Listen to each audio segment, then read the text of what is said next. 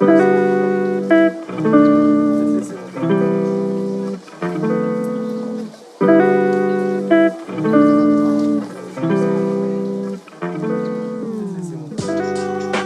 this is the Dean Abbott podcast. Today I'm talking with Dovid and Miriam Feldman. Miriam is a somatic healer and marriage coach and author. Dovid is a licensed marriage and family therapist, and together they run Building Great Marriages, devoted to helping people build great marriages. Thanks for doing this, guys. Of course. Great to see you, Dean. And thank you for having us. How are things going? Thank God. Thank God. Keeping busy. There's always opportunities to help people grow in their relationships. So you help people build great marriages. Yeah. Well, why don't we start by just having you tell us what a great marriage is? Sure. Well, one thing I like to point out to all of my clients is that marriage is more about what you do than how you feel. And once my clients kind of make that paradigm shift in their mind, the sky's the limit to the levels of connection and trust and intimacy they can build, oftentimes in spite of their emotional, barometer at any given moment in time. So when people up their game in communication, when they become good listeners with compassion, when they learn how to set boundaries effectively, and they practice healthy intimacy skills, and they really, really boost, which is the underpinning of the whole program, they boost in appreciation and kindness, every marriage benefits. And so that's what I focus on with my clients. I don't really have so much of an opportunity during my flagship program to get into all people's deep psychological histories and issues. If somebody wants that, we can do that. But in general, it's all about helping people really build the habits and the skills necessary to connect intimately with their partner. Mm-hmm, mm-hmm. It's interesting because it seems like you can approach these things kind of in the way at two levels that you hinted at, right? Almost more the behavioral, attitudinal level, and the second, that's sort of deeper level of why do I do these things in the first place? How important do you find it to be to go to that deeper level? Or can most people, I guess most people can improve their marriages dramatically just working at that top kind of behavioral level? Totally. I mean, that's really where, in my opinion, that's where it's like the 80-20 rule, right? Mm-hmm. So 80% of the change in the marriage is going to be, like Woody Allen says, 80% of success in business is showing up, right? So it's the same thing in marriage. 80% of how well you're going to connect and how well you're going to interact with your partner is the way you show up. And then, but yeah, there's that 20%, which is deep. And sometimes we have to go there with each client individually. Sometimes we have to uncover some childhood wounds or some deeper stuff. And as long as we're talking about that, I usually give all that kind of stuff over to my wife, who, is expert in that. Yeah, I'll dive in deep with I meet with the women, and that's like over the phone, and we dive in deep to the resentment, to childhood wounds, whatever is there, to trauma, and we'll do it that way, and we do it somatically as well. So even though we're speaking, we're also diving into the body's reaction to things, and so there's release, and there's even a release of resentment sometimes that comes up in marriage. So we're working with that. What are the biggest obstacles you guys see to people having great marriages? What are the typical problems you run into? Let me say this. My experience counseling and coaching people is that everybody, if you do it long enough, you see that everybody has the same problems, right? They present themselves in slightly different details. But what are the common ones that you see? Well, I think it's interesting because, you and I were talking about this a little bit earlier in terms of social skills. And one thing we can talk about, there's so many different aspects. Obviously, the big ones that everyone complains about is communication and, maybe lack of intimacy and, coldness within the relationship. I look at those as definitely important things, and we do work on them, but I look at them a little bit more like the symptoms. And part of in my opinion, one of the things I'm seeing a lot of today is that people have gotten really out of touch with understanding differences between men and women. So behaviors that a man will come to me and talk to me about behaviors that his wife is exhibiting, which causes him tremendous pain. And what he doesn't realize is that she's just being normal. That's that's just the way a woman is going to react to things, right? And we see it vice versa all the time, right? A woman will complain about her husband this, husband that, or have expectations which are, when I hear them, I'm, laughing inside in the sense that, like, what do you think he was going to be? Another one of you? Like, and so Women think that. we really Men know they're not, but women actually do think, oh, he's just like me or another woman or whatever, but he just looks like a man. Men know differently. Yeah, so we're really out of touch, maybe because of lack of role models, maybe your parents, bit the feminist pill, swallowed the feminist pill, or just grew up in a society where the TV and the media showed, poor examples. But we're at a place where a lot of people, either men or women, are totally confused as to why their partner is behaving the way they are. And so one of the things that I do spend a lot of time doing is, especially since I'm an Orthodox religious Jewish person, so we have like this inside track because we have Jewish mysticism and Jewish teachings which delve into the differences between the feminine and masculine soul. So a lot of what I do with my clients really is just reframing their understanding of who their partner is and what their job is in the world. And you'd be amazed at how much clarity and relief comes to my clients just saying, oh, now I understand why he's doing that. Or, gosh, I didn't realize that she really needs this thing from me that I wasn't giving her, things like that. When I talk with people who are struggling in their marriages or relationships, one of the patterns I see repeatedly is a guy who is otherwise would be pretty satisfied with life. He's got his job and maybe they don't have children yet, but he has a wife and he's happy and goes to work, comes home, does his thing. And and from his point of view, she complains constantly. Like, nothing is ever good enough. You must be dealing with the same clients as me, Dean. Yeah, and I often tell these clients about David Data's book called The Way of the Superior Man. Yeah, sure. Which is a book that has some pretty woo-woo stuff in it. I wouldn't endorse every single thing in there, but his chapter called "Her Complaint is Content Free" is a wonderful chapter. And part of what he says in there is, don't wish your wife were easier. How do you go about conveying that when you, Dovid, maybe you can say, when you're dealing with a guy like that, how do you go about conveying that? And Miriam, then you can explain kind of what's going on from the female point of view in that situation. Because it's so common. I see it all the time. Sure. Yeah. And I agree with you. It is common. I have some articles on my blog about this particular phenomenon, but one of the examples, one of the metaphors I like to use is I go back to the Bible, and I say when God created Adam, right, he said that it's not good for man to be alone, right? So if that's the case, why didn't he just create another Adam? Because the answer to that is that if the reason why it wasn't good for a man to be alone is because Adam wasn't living up to his potential. He wasn't doing what God really wanted from him, right? So he creates Eve. If he created another Adam, they would have just sat there with 2 video controllers and a bag of chips and a couple beers, and that would have been twice the trouble, right? So instead, he creates Eve, and it's her job, as it says, to be a helpmate. Right? What does that mean? It means that it's her job to get him off the couch, out the door, getting him working, helping him reach his potential. And so I try to explain to men, and I have some tweets about this as well, that it's the job of his soulmate, it's a job of his partner to motivate him and to point out things that aren't going so well, right? That's her job.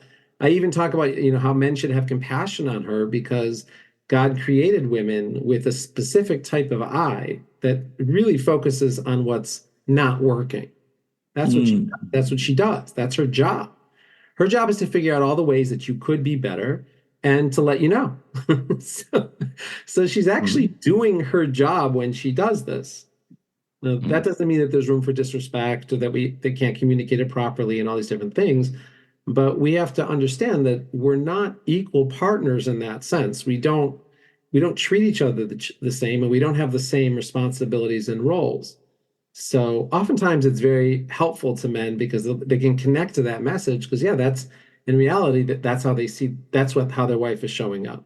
Mom, did you want to say anything, Mary? Yeah, I just want to say that, yeah, so in the spiritual Kabbalah terms, women come from Bina, and that's called intuitive understanding, but it also means to build.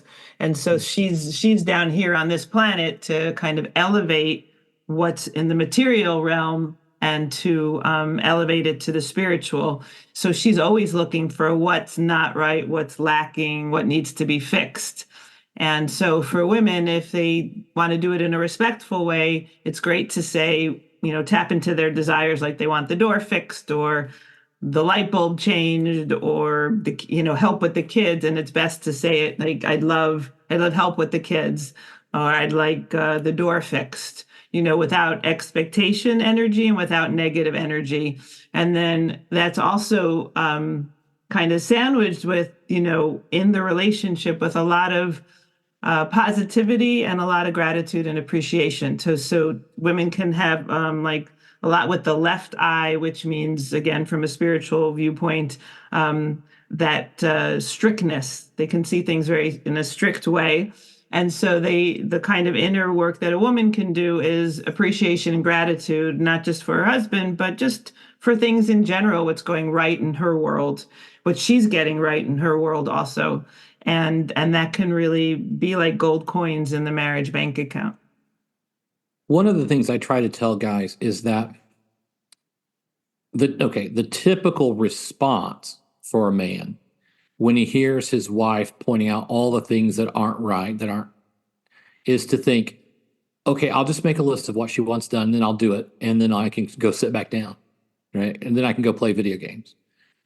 And I try to tell guys the reason that doesn't work is because what your wife wants is, at some level, she wants to feel like you have taken full ownership of your life and of your family and your family's life.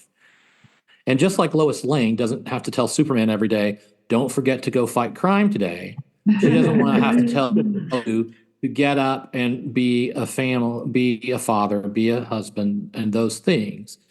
And so maybe this is a question for Miriam again. What do you say to women who are very discouraged about maybe their husband's difficulty kind of taking full responsibility for the life that he wants to live, or at least that he said he wanted to live? Do you understand my question? Yeah, totally, for sure. So women can be like overreaching in their helpfulness. And so we need to draw our energy back. And that's where we can do things like in terms of communication. But the ways of communication are let him know where he's getting it right. Hey, you helped out with the kids yesterday, you took the garbage out. And even though these are things that he should be doing, you know what? Why take anything for granted from anyone? And in our lives also, why should we take our eyesight for granted, our ability to walk for granted? We can thank God for those things. So the same thing, having a partner who does help out and does do things and does get things right, by letting him know that you appreciate it and how it makes you feel. Like, I feel cherished, I feel taken care of, I feel so supported. He keeps hearing how he's getting it right by her. He wants to show up more. And then when he is, questioning things or afraid of getting in trouble for not doing it her way or the way she expected, like, let him feel like he's capable of doing things by not always giving your opinion. For women, we don't always have to give them the opinion or tell them how it should be done, because like my husband and I, we're opposites. And not just that, he's a man, I'm a woman. The way I would do things isn't the way he would. He's an extrovert, I'm an introvert.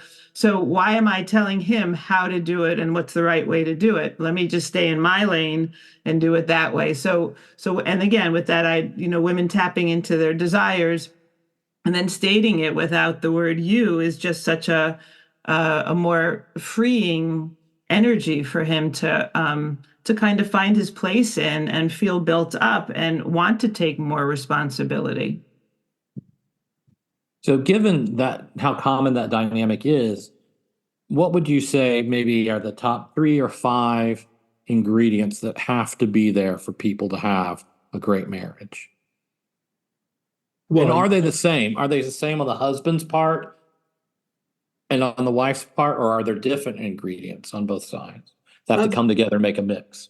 yeah, there's subtleties. So every client that I work with is a little different, but I do go through the 5 foundations of marriage, which is part of Mm, my program. And that the first one is appreciation, gratitude, and kindness. So we start out with positivity.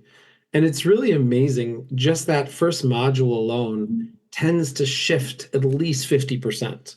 mm, Once you crack the ice on a couple that's disconnected, and all of a sudden they're starting to point out things and write themselves, write notes for each other, or verbalize, things that they are, thankful for in each other.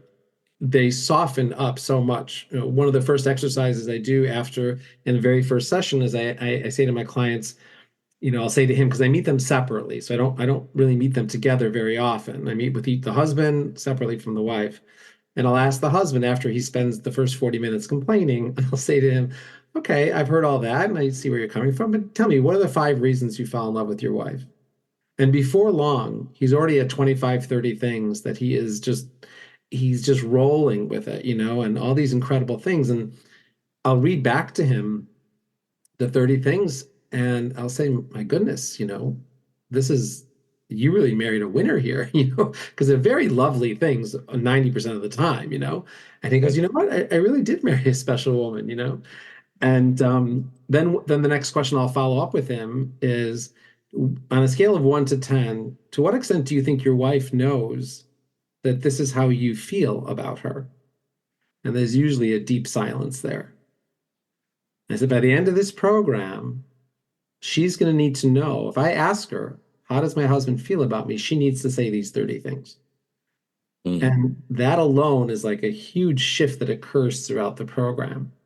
And then once that positivity, once the goodwill in the relationship has elevated, where their majority of the interactions are saying nice things about each other, then we work on things. A lot of the other things just fall away. We work on things like communication, and obviously that's the second module. And becoming a compassionate listener is a huge part of what it means. Um, mm. and then learning how to set boundaries effectively, and then adjusting their sex lives to something that works for both of them. These are like the 5 big pillars that I've identified as the foundations of a healthy marriage. But maybe my wife has what to add too. Well, I love the work that you're doing, Dean, and that my husband does, because it's like bringing men to the table and letting them in on, like what you said. It's like Lois Lane doesn't have to tell Superman, get your cape on or go save the world. And women really do want men showing up and taking responsibility for their lives, because when they marry, they see a huge potential in their spouse. And it's so nice that you're educating men and teaching men, like, hey, show up. This is how you can do it. So that's great. Because I work together with my husband in the marriage program, but I also work individually with women, where they just show up and maybe they're having trouble in their marriages and the man is not showing up either for our couples program or for any counseling at all anywhere. So my big goal is, how can I make her make changes for herself, inner and outer changes, so that he feels it and then he can show up differently as well. But just some of the things that you were saying, it's feeling heard, it's feeling understood, like that. David the Ida book is fantastic. Sometimes I'll tell women, go read that book, because men are different than women. Go check it out. Mm. So, and as I told you before, that I think women come into a relationship and with men and they, like, I don't know why, but they just think a man is just like them. And then it's so important for them to realize and be educated. No, he thinks very differently than you. He's not going to see that thing on the floor to pick up, or he's got a lot on his to-do list. He might not really care that something's The broken. screen door isn't working. Maybe that could be a problem. So being heard, but it's just so nice, the work that you guys are doing with men. Speaking of educating men, David, I've noticed you've written a lot of tweets about the red pill. red pill movement essentially being a movement, an online movement, ostensibly about increasing and advocating for men's interests, but mostly giving advice to men about how to relate to women. And I don't give me your general take on the red pill movement. I think I'll give you mine if it's important, but Yeah, I mean, tell me yours. you and I go back at this movement for many, many years, at least Right. 5 years already, so Right. maybe 7 years already. My goodness. Right. I when I originally got into Twitter, I was a newly minted marriage and family therapist, and I figured, I would like men to be my clients, so I'm searching on men stuff, and next thing you know, I'm deep diving into this red pill, and I really have a big understanding of it, and I kind of jumped right into the community. And it didn't take more than, I don't know, 2 months before Rollo Tomasi blocked me. I was devastated when he did that because I was like, oh my gosh, like the king of the red pill is like, I'm out, Right. I still remember him saying, I got blocked. I'm like, by who? Well, I think at that point back then, Rollo was more influential than he is now. Yeah. The space has been absorbed by many, many other, influential people. Mm-hmm. Um, yeah, he was like the leading voice back then. And it was good for me because I decided that I'm going to find my own voice, which I did. And that's when I started my Building Great Marriages and decided to take a different perspective, which I always had. And my general idea is that, look, I always appreciate when men try to analyze and figure out and come up with solutions. We're very smart people, and we're solutionizers, and we're very capable. Unfortunately, I feel that in some ways the red pill movement is just a little bit off to the point where it tends to give what I would consider negative advice. So many of the messages are very despondent. Many of the messages don't leave much in terms of solutions, which they claim. I mean, that's part of what they say. They say we're not a philosophy, we're like a praxology or something like that. Right. You just tell the truth, we don't tell you what to do.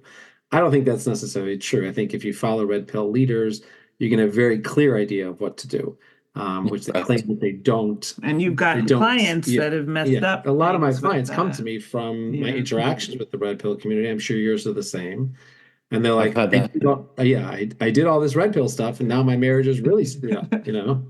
So we have to put the reverse pedal and start going back. Which is much harder because once women get really wounded, not a good thing. So I think there's a lot of truth there. And again, I'm appreciative of the fact that men are exploring some of their areas of weaknesses. So I do appreciate all that.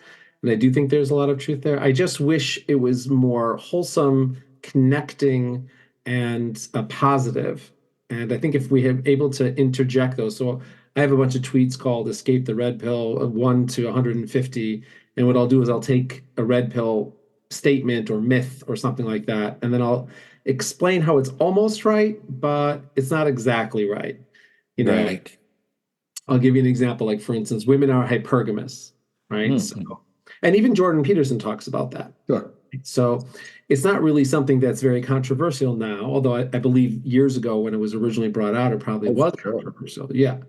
And so the idea behind hypergamous is that a woman is going to seek out the best possible mate. She's going to jump from, she could potentially jump from one mate to the next to always find what's in her best advantage as a woman, right? And so that's always viewed as, in the red pill, that's viewed as something very negative, right? So what I'll do in my tweets is I'll point out, yeah, your wife is, the woman in your life is hypergamous because she always wants what's best for her and her family.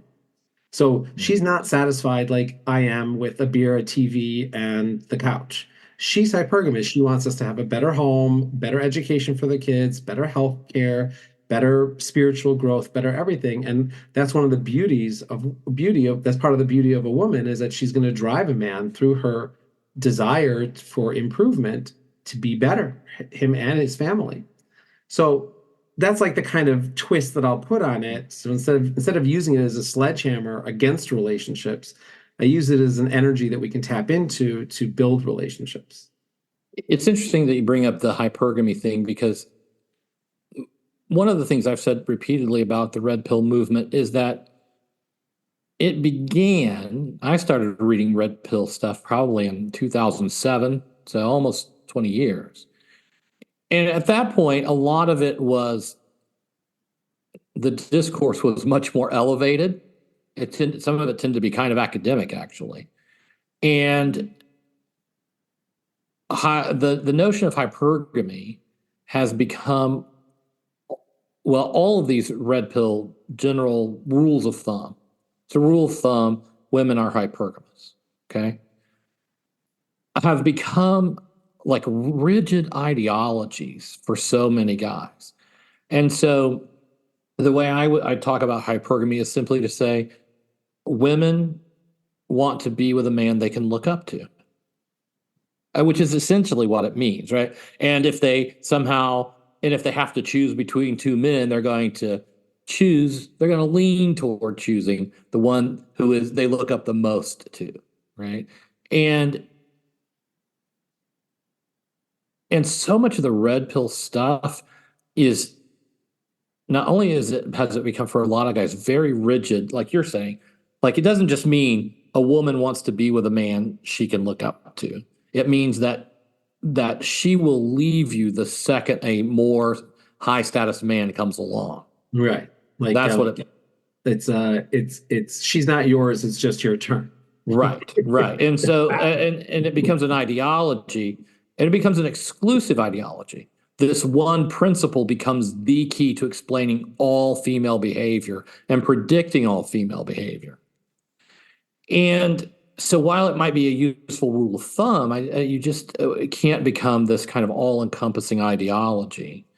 And second, very negative. A lot of what's that? It's very negative. I mean, once it becomes an ideology. Well, yeah, when you only view hypergamy from that lens, when you attach she's not yours, it's only your turn. Right. Women don't care about your struggles; they're just waiting at the finish line for the winners. These are all the famous lines that have been said all of these years. How is that encouraging for a man to want to get involved in a relationship? I think the other thing is that a big problem with the red pill movement has been its co-opting by guys who are competing online for an audience. And so if you want to get a big audience, what you do is you don't want to say this in a gentle way. You don't want to say a woman's hypergamy pushes a man to be his best, or she's looking for a man she can look up to, right? You want to say women are cutthroat and they only care about their own material well-being, and they will do whatever they have to get the richest, because the more negatively you promote it, present it, the more you win the click war. Yeah, that's polarization. That's right. Marketing 101. That you say the most obnoxious statement and then you're going to get the most engagement, and so I agree with you. I think that's for many reasons. I always say to myself, why are accounts like yours and mine relatively static over the last couple of years? And even when it was times when they were growing, never saw that hyperbolic growth. There's so much wisdom that you have to offer, and I like to think that I'm giving value as well. Sure. But I agree with you. We're not going to those extremes, and so therefore we're not going to get the engagement that some of these extremes afford. Right. And sort of the engagement battle unfortunately, really drives how people see their most intimate relationships. Oh yeah. It sounds very ugly when he shares with me the red pill stuff, because I don't look it up. It's like, what a terrible way to look at women. And then it would be like if people were saying things about men, which sometimes it is out there, and it's what a terrible way to see a man. Like we all live on this planet together. What a shame. Yeah, like the other. Oh, go ahead. Well, I was going to the recent trend transition. Just the recent trend of I don't know if my wife has seen this one, but what would you rather be confronted with in a forest? If you're in a forest by yourself, with what would you rather be confronted with? A grizzly bear or a man? Mm-hmm. And so that made its rounds on TikTok. And it was very interesting because so many women were saying a grizzly bear, a grizzly bear. I don't want to be. I would not want to bump into a man in the middle of a forest. You know, it was an interesting conversation. You know, How do but the two of you interpret that? What's the lesson to be drawn from that, you think? it's to me, it's fear mongering. To the highest degree. It's just a total fear mongering play. One woman wrote on Twitter just yesterday, she's like, newsflash, women don't really want a bear. They just don't want men they don't know to hurt them. Mm-hmm. So I responded back to her and I said, newsflash, most men that women don't know protect them. Mm-hmm. And I gave a picture of a fireman, a policeman, a soldier, a worker. I said, most men that you don't know are out there building a world and a life for you that provides you safety, security, utility. That's most men. Mm. So it's like we have to get our heads screwed on straight, that yes, it is. If you want to go the fear route, yeah, you could definitely dive into that. Jason from Friday the 13th is around every corner, but that's not reality. As far as that meme goes, it's clear that most women probably would prefer to meet a man than a grizzly bear, right? But that when they communicate otherwise, it's an attempt in online spaces to get someone to recognize, I think, a real level of fear that many women live in, a baseline level of fear, maybe particularly contemporary women live in. And maybe specifically because we kind of live within a vicious dating market, for lack of a better term, that many women they don't necessarily really want to meet a bear, but they want men especially to hear how scared and in pain they are. I think there's something real underneath that meme. Do you see that in your work? Oh, totally. I mean, it's a sad testimony to where we are as a society, where men and women just, like you just said before, with regards to the red pill, or sometimes we see, some more more left-wing feminism come out, where we just see people pointing fingers and really elevating the fear that we have for each other, and that's really sad. And I can't imagine that doesn't translate into the dating arena, and like you asked earlier, into marriage as well. Right. I guess it seems to me that there's no way that we can have gone through 15, 20 years of hookup culture and not have a bunch of women say they'd rather meet a bear. Right. Yeah. Go ahead. Hookup culture brings out the worst of everybody. That's right. The bottom line. So it pressures women into being promiscuous and to trading sex for love in the extreme. And it pressures men, or it encourages men, to follow our basest desires because, hey, there's free candy. Who's going to stop me from putting my hand in the cookie jar? Nobody. Right. So it's just in my opinion, it's a complete disaster in terms of having authentic, intimate, trusting relationships. I don't know, maybe my wife wants to add something to that. To me, when you talk about the bear thing, I don't know. I look at it as kind of, even outside of hookup cultures and everything like that, I just looked at it as, like a physical fear, and unfortunately there is that exists, a grizzly bear is predictable, and a woman might know how to handle a grizzly bear, don't make sudden movements or whatever, but can she trust this human being, this man? And there is that physical factor. And so I kind of look at it that way more than hookup culture or what's behind things, like, is he a safe man or a kind man who's not going to try anything? Yeah, physical. So speaking of all of the online world, before we started recording, I asked you about this, and I do want to get your take on it. Over the years we've been on Twitter, the trad space has gone from nothing to being really quite substantial and actually becoming a mainstream movement.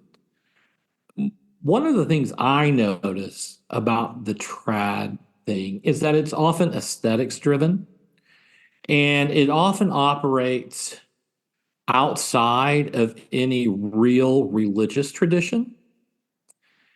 And so on Twitter, for example, one of the things you see is people having a kind of a gut level reaction to the things that are seriously wrong in our culture, whether that's in child rearing, whether it's in dating and marriage, whatever it is, and having experiencing a legitimate ick moment about what's happening in our culture, and then reacting to that in such an extreme way that they become almost as destructive as what they're reacting against. And I think it's because they don't have that moderating influence of a larger religious tradition, superstructure to rein them in and to guide them and to help them make distinctions and to balance things, etc. Have you guys seen that? I know that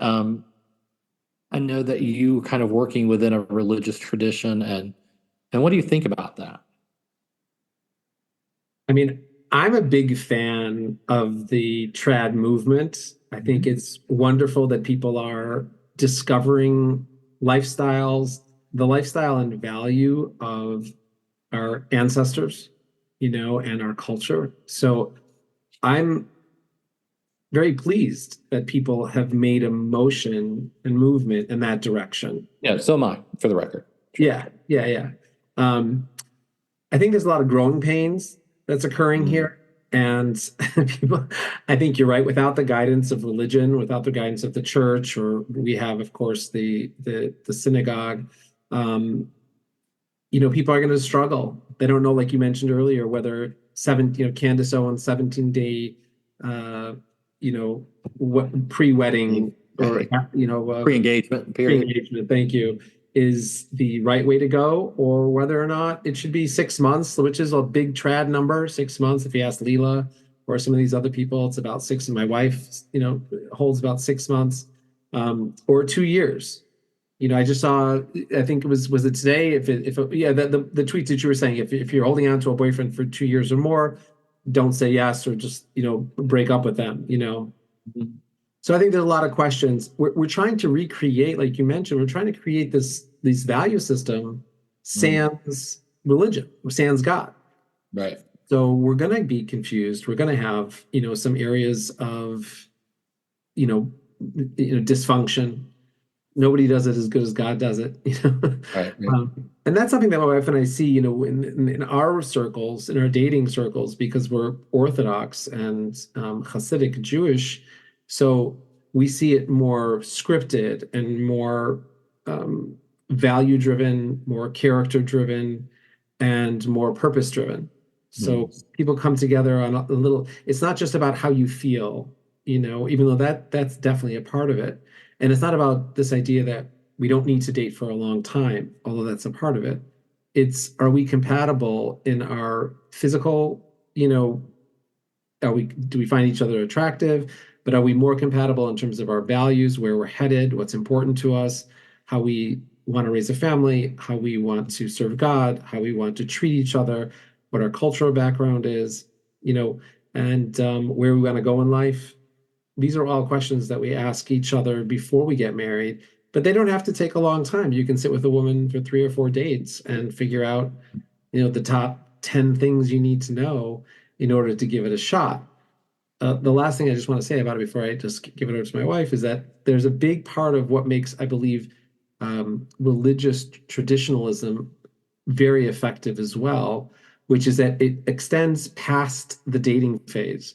So once you get married, it's considered you're married for life, right? So that's part of what being trad means.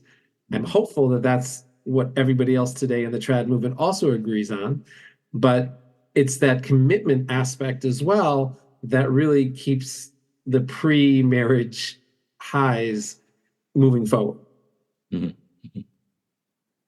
What What do you have to say about that? No, I'd like to hear. Oh, your Dean, opinion. yeah. Well, I think when I look at what we might call the excesses of the trad movement. So you're referencing a tweet where a young tradish woman said, don't be dating some guy for more than 2 years. If he wanted to marry you, he would have asked you by the 2 year mark. And don't wait around for him to do that. And that's probably not terrible advice. And I don't necessarily disagree with that. I think you should be dating for marriage. And if it's taken more than 2 years, there's probably a problem. On the other hand, in the same tweet, there was, well, Candace Owens and her husband got engaged after 17 days because when you just know, you know.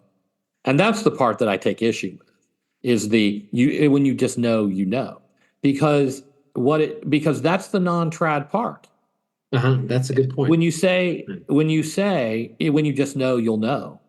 All this does is essentially say you will know who would be a good marriage partner for you based on your subjective experience, your instantaneous subjective experience. And one of my responses to that was to say your instantaneous subjective experiences in terms of attraction might be that person unconsciously reminds you of your dysfunctional cross-gender parent.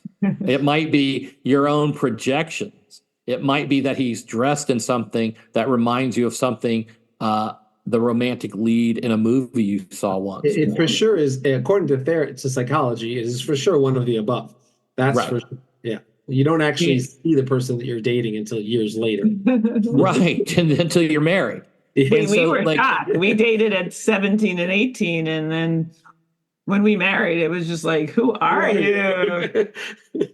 The issue I have with that is that here's this tradish woman pushing a very non-trad idea.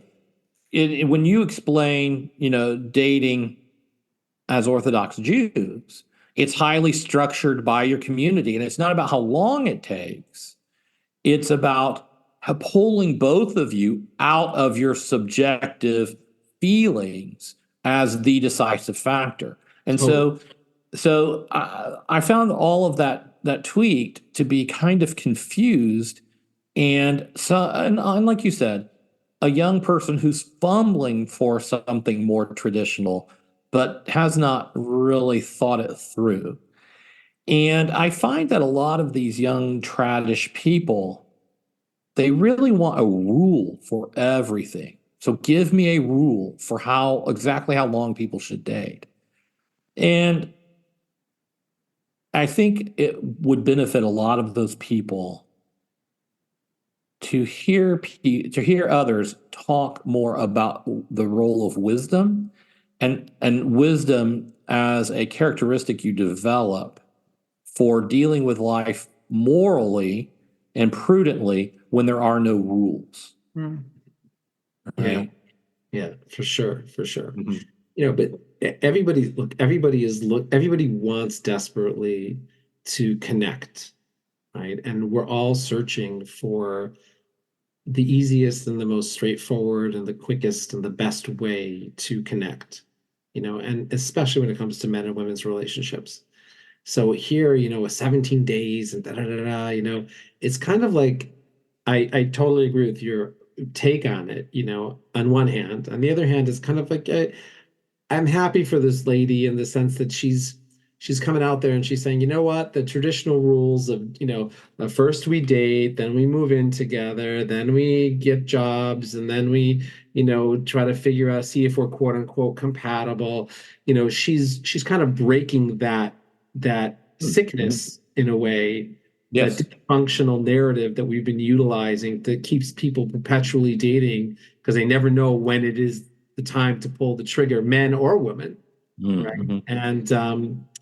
And she's just like, okay, 17 days, like it can be done, I hear what you're saying in terms of your point, which I totally agree with, that it is an expression of emotion, which doesn't always lead down the right. Right. Doesn't always get to the results you're looking for, right? On one hand. the other hand, it's kind of like she feels free. She's free. She's like, this can be done. And God bless her, that's what she wants. Sure. All right. So we've been going an hour here. Tell us a little bit. Well, tell us how people can follow up with you and what you're offering people if they need some help. Sure. So my wife and I do individual counseling as well as our program, Building Great Marriages. And the Building Great Marriages program is called Recreating Intimacy, which you can find on my website, dovidfeldman.com. And it's about 10 to 12 weeks where we work individually with the husband and the wife. There are some couple joint sessions there, but the main purpose of this program is to meet our clients where they're at in their relationship and help them build a more solid and connecting relationship, which will bring out the intimacy that they feel for each other and they already have, which is really nice because that's like the premise of the program. It's called Recreating Intimacy because it's our belief that married couples already have a tremendous level of love and connection and feelings for each other. And it's just gotten buried. Life has a way of getting us into a rut, and the pressures of life, whether it's work or kids or health or just bad communication, anything can really bring us to a bad place. And it's our job, and we do it really, really well, to help bring their natural love they have for each other to the surface. Right. And then I also work with women individually. Like, let's say a woman watches this and she'd love to get her husband involved in doing this, but he's not interested. So I work also separately with women with their marriages, or if they have trauma and anxiety or emotional, pain relief, we can do. But and we do it somatically, but it's over the phone. So I offer that as well, that many marriages can improve, even if the husband isn't going to show up. And my husband works also individually with men, even if the wife doesn't want to show up. Well, very good. I hope you're inundated with new clients. Thank you. And I just want to point out one thing also, that if based on what we were talking about a little bit earlier, in terms of traditional relationships and dating, my wife wrote this incredible book called God Said What? A hashtag My Orthodox Life, where she chronicles our experience back in the 90s and the differences between how we met each other in the secular, let's say American way, so to speak, and then how years later, when we became more traditional, how that whole dating experience unfolded. And it's a fascinating look at not only that time period, but also it's a great love story and romance. And there's a lot of insight into how a God-centered, marriage-minded path can really take you to a brand new level. Yeah, and I take people on that journey with me when I was going from, secular kind of feminist to more traditional and observant of my faith, my Jewish faith. And I take the readers on that journey with me of what I was discovering and what appealed to me and what spoke to me. All right. Well, great. I want to read it now. We'll send you a copy. We'll send you a copy. All right. Thank you, guys. Great. Thank you, Dean. Thank you so much.